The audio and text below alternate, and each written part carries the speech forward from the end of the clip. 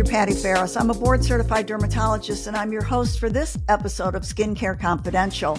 As a reminder, Skincare Confidential is an outreach of our medical meeting, the Science of Skincare Summit, and that is so apropos because I'm looking at Tina Fair, the president of L'Oreal Dermatological Beauty, who was instrumental in helping us start the summit. We are eternally grateful and so excited to have you on the podcast today. Thanks, Patty. I couldn't be more excited to be here. And I'm eternally grateful to all of you. That goes way, way back in how you've helped me develop not only my own career, but also our brands. So I'm so excited to be here with you. This is super exciting. So Tina's going to tell us a little bit about her professional career, but I'm going to talk a little bit about her personally because I think your personal story is super interesting. Tina was born in the U.S., and correct me if I'm wrong, and moved to Cyprus when she was an infant and really spent most of your formative years living in Cyprus, sort of a beach life, a very low key. What a great way to be brought up. But you came back to the States at the age of 11. Mm-hmm. And yes. That must have been tough in and of itself because 11-year-old girls are not all that nice. No, they and are. I'm sure you had a thick nice. accent at that time. And I'm sure you stuck out like a sore thumb because you were a new kid and you had an accent. And I found something really interesting, and this didn't surprise me one bit, was that one of your early aspirations was to be a race car driver. It was. I love that. Like, you're a total daredevil. No surprise to me, but that's so great. You went on to go to Elon College, where you studied econ and international business, moved to Washington, D.C., worked in finance briefly, was not happy there. So she moved to D.C., where her boyfriend at the time, very cute husband now. I saw some pictures of him, by the way. I've not met him. Super cute. But he was living in New York. So you found your way to New York. But you went back to finance then. I did. And, worked there for several years until you just agreed, or I guess should say realized again, you were not a finance girl. And then you took a job at Avon, which is super interesting. And you worked there in planning as well as in marketing for 6 years. Then you guys moved to California. You went to work for Kinerays. Yes. Which is a brand most people listening probably don't remember, but I certainly do. Let's talk about furfuryladenine. Remember, that ingredient was the whole basis of Kinerays. So interesting. And you were there for 18 months and launched it into Sephora and on QVC and at Nordstrom's. And when you moved back to New York City, which I think was 2005, is that when you joined L'Oreal? No, it was 2000. I keep my dates because when I had kids, or everything blends in. Of course, everything goes around the kids. Exactly. We came back in 2008. 2008. And I started at L'Oreal in 2008. And tell us about the L'Oreal career. I want to hear all about that. What was your entry level position, and how did you ascend to being the first female president of L'Oreal Dermatological Beauty? Oh my gosh, when I came to L'Oreal, it was a whirlwind. And it is, if you want a Harvard degree in marketing, you get it from L'Oreal. It is such a consumer focused company. It's brilliant in marketing, reaching the consumer, it's perfection around it. But it's also what I realized, and why I've been here for, so long. I've had many, many jobs since I've been here. But what I started to realize was that I come from a family of entrepreneurs, but, it was amazing to have them as entrepreneurs, but they had nothing to retire on at the end of the day. And I was like, you know what? I have that entrepreneurial spirit in me, but I want my 401k and I want to be able to retire one day. So I like the stability, but L'Oreal just let me unleash my entrepreneurship. You can really, really drive your own vision here and experiment and test, and you can fail as long as you don't fail too often and you learn from it. But I really found a place that helped me just be energized and get my ideas out and challenge me. So I was on Garnier Skincare when I started. So when they first launched it here in the US, and it was quite the challenge of a brand to launch in the US. And I was on Garnier for 5 years and, went on 2 levels. I started as a director and then I went to an AVP. But that's where I was introduced to the world of dermatology, because Garnier was trying to be at AAD at that time, and worked with, Dr. Madfus was one of our doctors who helped Right. I us. remember that. So Yeah. so I really love that aspect of the brand. Although being in LDB and being the president of LDB, you realize, what comes with true efficacy of our formulas. So that was a great start to understanding skincare at a different level. And then from there, I had my daughter. So I said, you know what, I've been on Garnier skincare for 5 years. I need something different. So when I came back, I went on Maybelline, which was totally different. So I had a VP at Maybelline, and that was at the boom of digital. So we used to be, marketing for me used to be so much easier. It's like you do a TV, you do the POS, you do the print, and you're done. But now we're like, Not okay, wait, anymore. what is this digital world? What do we do? How do we do it? Influencers, so Maybelline was really at the forefront of that because of the target age that we were going after, and the spend that we were able to put behind it. So honestly, it was quite the transition from going from traditional marketing to really understanding this world of digital. And from there, I was asked by our friend Leslie Harris, Right. and she's also a legend, right, to come over to SkinCeuticals development and lead the global development. And I couldn't have asked for a more amazing role. So That's I made my fantastic. switch You know, I from, love Leslie Harris. Huge oh, fan. She's I the mean, best. she is the best. And Absolutely. we worked so well together. And I'm honestly, sure. our brains together are, we did extraordinary things on SkinCeuticals. But the development side of it, I think that really even put me even closer in touch with understanding the science, really talking to doctors to understand their needs.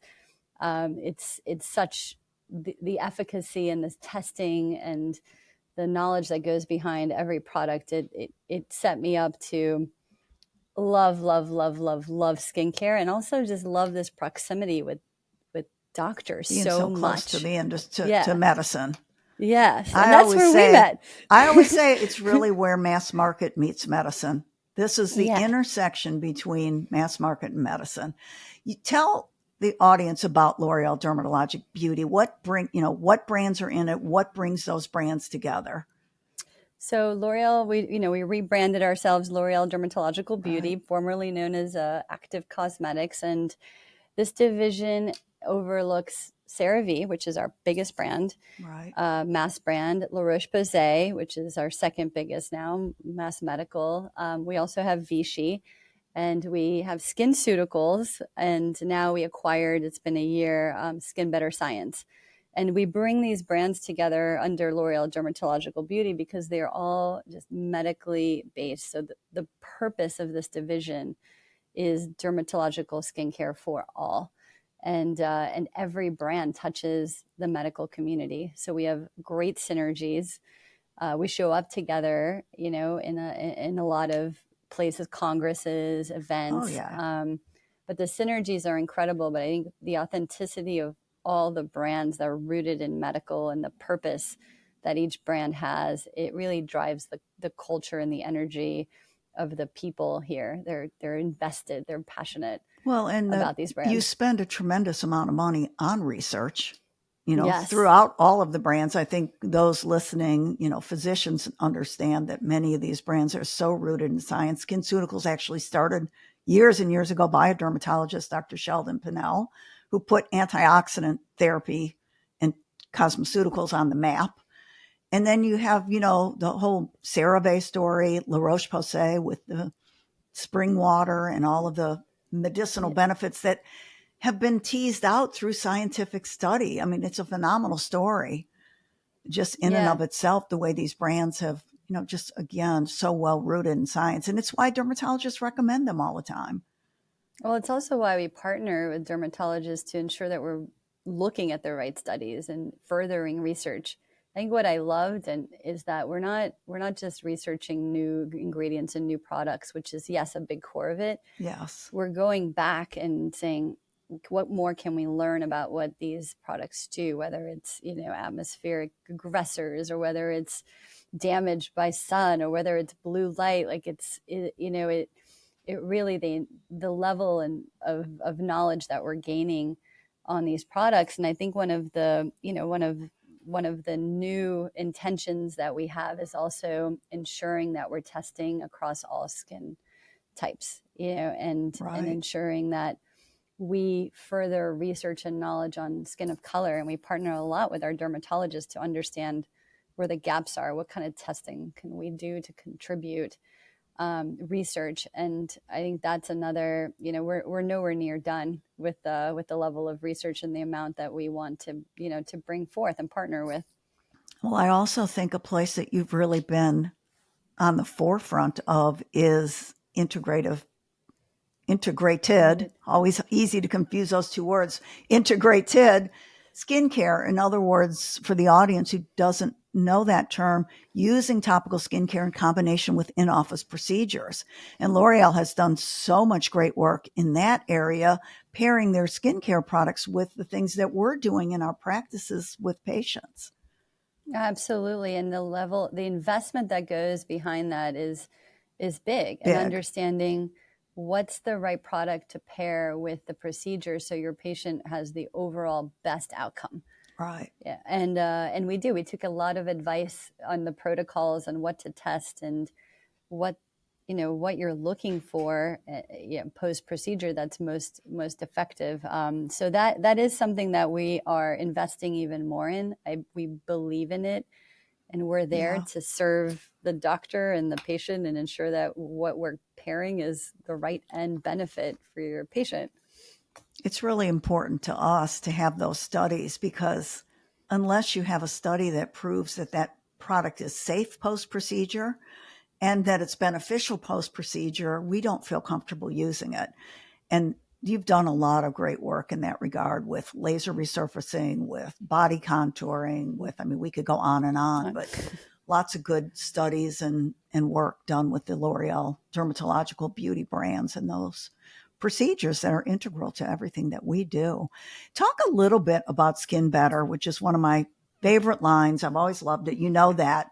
And I was so excited when I found out that you guys were acquiring them and bringing them into LDB. And why did you think that was a good fit? So being on SkinCeuticals, I had my eye on Skin Better Science from the beginning, because Interesting. it's about somebody who brings in new innovations, science, partnerships. They had it all. I mean, their level of science was so impressive. Their Yes. level of innovation was so impressive. And frankly, when you think about the brands we have, they were able to hold a candle to that. So I had my eye on That them says a for a lot. long time. It does, That right? says a lot. Yeah, it does. Because And then I met the geniuses behind the brand, and then I understood why. why? Yeah. I actually Which is just interviewed important. Jonah about You 2-3 weeks did? ago. Yeah. Jonah Shacknai, who started that brand. And yeah, he's amazing. Yeah, it was a great He's interview. But they did so much good work. And the innovation of the molecule Alpha Ret and just it's the whole line. brilliant. I love the whole thing. It's brilliant, and he's honestly, he's become a mentor of mine as well. Couldn't I have a mean, he better knows, one. He's yeah, he knows so phenomenal. much. He Yeah. knows so much. So bringing them in, if you think about the success we've had with the CeraVe and La Roche-Posay, the synergies, like bringing them in, I think they're really complementary to SkinCeuticals. Just having these two Agree. power brands, Yeah. that are rooted in science, and they're phenomenal brands. So longer term strategies, having the synergies right between dispensing brands in the And industry. yeah. And you alluded to it, but you've blown up CeraVe and La Roche-Posay. They have just gone. Understatement. Oh I my know gosh. it's unbelievable. What do you attribute that to? That's just a phenomenal growth, and it's a story that it's just unbelievable. The strategy and just acceptance of those brands now, they really have a hallowed place in the They market. do. It's unreal. Honestly, it's because we were detailing doctors and working with doctors and from the very beginning. I mean, it's Yeah. been years. La Roche-Posay has been, No, I know. I used detailing to for sell it in my years. office. I used to Yeah. sell LRP. I love LRP. Give me I mean, Epiclar Duo any day of the week for an acne patient. love it. Love Me it. too. And I love those products. It was this small French brand for us. I And, know. when there was, I think, several things. We acquired CeraVe, which kind of gave more ability for the two brands to Sort of grow synergy. together. Yeah. Exactly. And then after COVID, all of a sudden, consumers were like, medical brands. Which brands did dermatologists talk about? 100%. And we were there. We were authentically there in that space where, a lot of new brands just try to quickly go there because that was what consumers were looking for. So I think once you try those brands, and this, Dr. Ferris, if you have eczema or you have rosacea, or you have, like, when you try those brands, they work. So you're not going 100%. to switch. You're not going to go try something else for your eczema if something No. works. Yeah. So we've been able to loyalize, gain word of mouth. It's, build our medical credibility even more, build our sales teams, so it's just been this flywheel that has really taken off and worked. And La Roche-Posay is the fastest growing brand in the mass market. It's incredible, and CeraVe is going to be like $1.7 billion in sellouts. Oh my gosh. So I mean, massive reach. That's unbelievable. Those numbers are unbelievable. And you hit on something that really we saw as dermatologists. COVID made people think less about beauty and more about health and wellness. Yep. And these brands are health and wellness and really therapeutic brands. And Yes. it makes total sense that people gravitated to them at that time. And also they were very interested in protection. I think that was, the whole fear of COVID. So again, with the antioxidants and all of those things that SkinCeuticals has, that makes total sense that those brands would just rise to the top during that Yeah, time. because they're not sexy looking. They're not No, these sexy brands. Like, they're very functional, right? yeah, they're medicinal. They're Medicinal, cosmeceuticals. They're functional. Yeah, medicinal yeah. We're cosmeceuticals, not trying to dermocosmetics, be. whatever you want to call them. That's what they are. Yeah, that So, makes total sense. Looking sort of forward, because I know you're so on the cutting edge of the market, what do you see as trends that are really important in the future for consumer skincare brands, or maybe even more importantly for the medical skincare brands that you are shepherding here? honestly, it's sunscreens are always top of mind. Absolutely. I mean, if we can get more filters, if we can get more innovative to ensure that everybody uses sunscreen, I mean, that's always top of mind Agree. for us. So important. I think the other interesting trend that we're seeing, it's really, consumers are so smart now. They research everything. Like, Absolutely. everything. Like, what's hyaluronic acid? I want to know before I put it on my face, Good old Um, Dr. Google, as we call it in the office. yeah. What did Dr. Google say?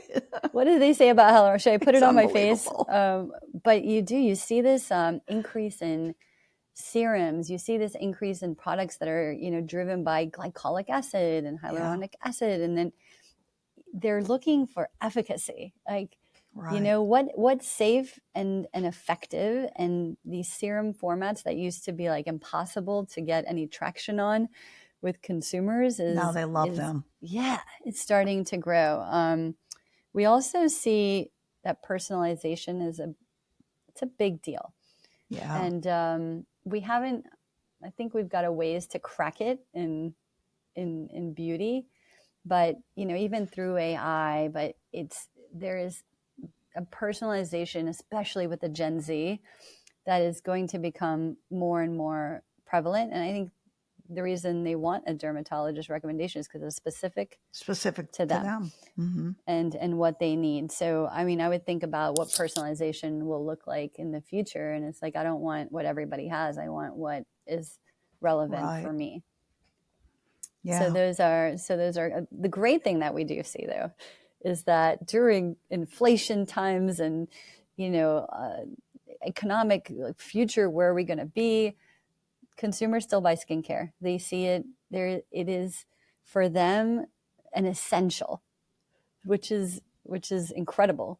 So It's so interesting, but you're so right. What do you think about this trend of the tweens?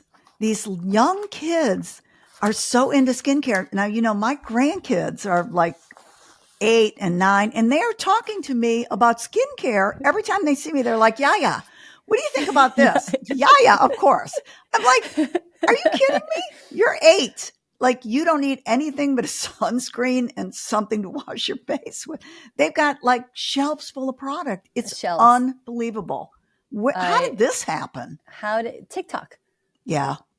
I mean, I have my 10-year-old Ava, and it's funny because we had the same discussion over Thanksgiving. She packed a beauty bag to take that was out of control, and it's not makeup; it's all skincare. No, I know. And her Yaya, my mom, was like, "You can't put all that stuff in your face.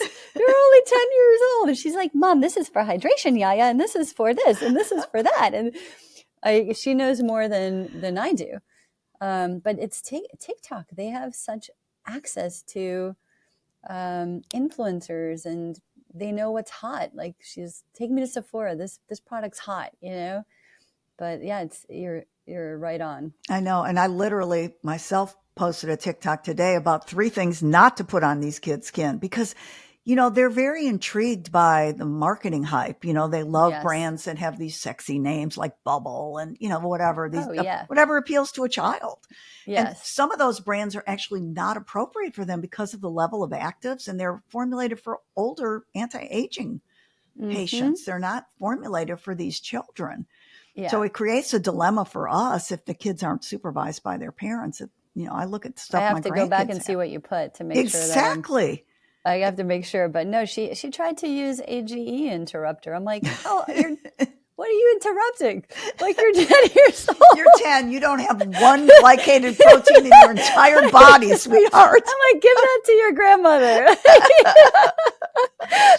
It's so true. But I would think your daughter would go crazy if she went into the corporate store. We've got all those. She has. And has she been in there? And we get so much swag. And I tell you, I bring it home and she's like, let me see. I want to see what's in here. I know. I literally have my entire office is full of, I am the coolest grandmother right now in the world. I mean, I am like Yaya on steroids.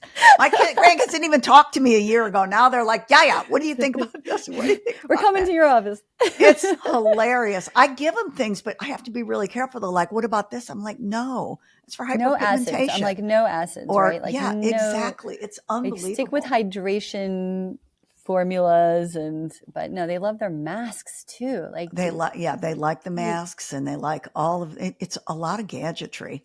They love the sugar scrubs, and those are the kind of things that I wouldn't recommend for a child because I think it can be potentially problematic, and maybe give them impaired barrier, irritation. So there's a lot of supervision that needs to go in there. We're kind of getting to the end of our time, but I want to hit on one other thing, and that is that this year you received the CEW, which is the Cosmetic Executive Women in Cosmetics Achievement Award for 2023. Bravo. I'm not surprised, but I don't know that much about the award. I know it's very prestigious. So let's tell everybody a little bit about that and kind of what did it mean to you? Like I said, you broke about 10,000 glass ceilings getting where you are. And no surprise to me that you received it, but what a great honor. No, it is. It's a huge honor. And what the Cosmetic Executive Women, I mean, it's a nonprofit organization, is what they put behind that day and you being honored is really quite special. And I think for me, what it brings to life is I've always been an advocate for women. And, we grew up, I think, in times that it was much harder to find a mentor as a woman in executive positions and be able to say, okay, that could be me. That could be me.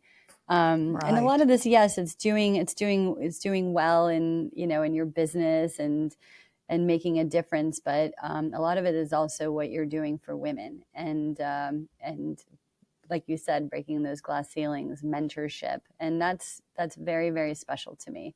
Well, I know that you have a big initiative around that, around diversity, and maybe talk about that. Yeah, I mean, we have a lot of initiatives and that are near and dear to my heart.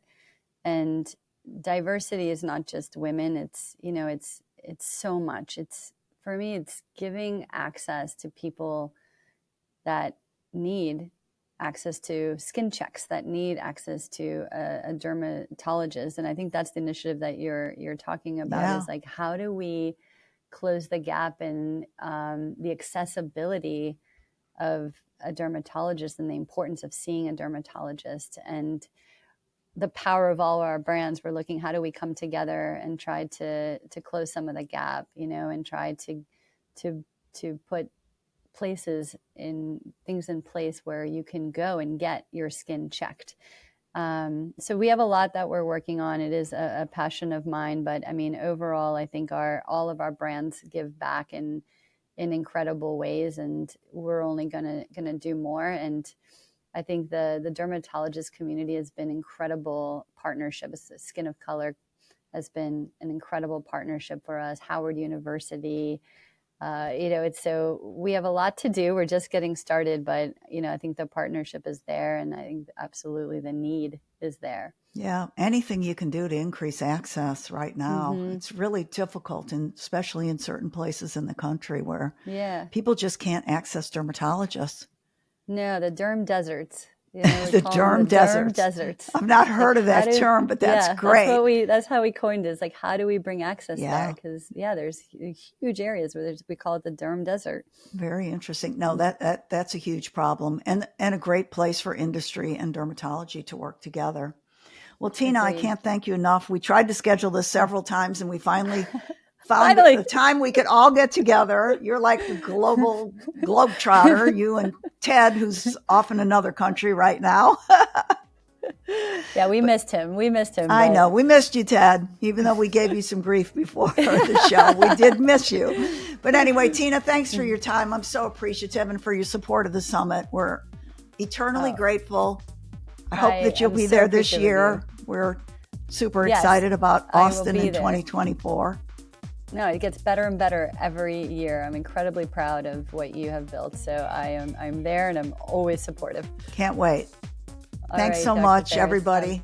Have a great weekend, everybody. Have a great day.